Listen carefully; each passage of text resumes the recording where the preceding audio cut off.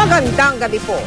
Tila pinagsakluban ng langit at lupa ang ama ng umano'y hazing victim na si Marvin Reglos nang makita ang labi ng kanyang anak. Pero sa gitna ng pigati ay galit ang ama sa sinapit ng kanyang anak. Giniit niya na may dapat menagot. Nakatutok si Ivan Mayrina. Halata ang pagkahapo sa mukha ni Lucito Reglos matapos ang 14 na oras sa biyahe mula sa Isabela. Mabagal at mabigat din ang bawat hakbang niya habang papalapit sa katotohanan kailangan niyang harapin na ang kanyang kaisa-isang anak na lalaking pilit na itinataguyod ngayon wala ng buhay.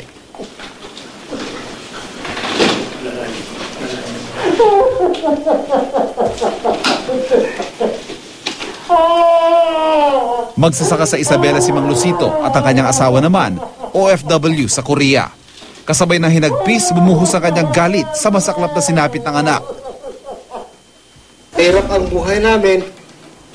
Pilit ko lang na pinag-aaral para maging maganda ang buhay ng anak namin. Pero hindi pala maganda nga para lang napasukan niya. Mga criminal pala sila. Hindi sana pumapatay ng tao ang initiation nila. Sa imbestigasyon ng pulisya, lumabas na namatay si Marvin Reglos sa initiation rites ng Lambda Rho Beta Fraternity. Nais si Mang Lucito na may managot sa pagkamatay ng anak. Sana tulungan niyo kami. Huwag niyo kaming bitawan sa kasong ito. Para mabigyang hustisya naman itong anak ko. At hindi lang sa kanya ito, pati rin sa mga susunod na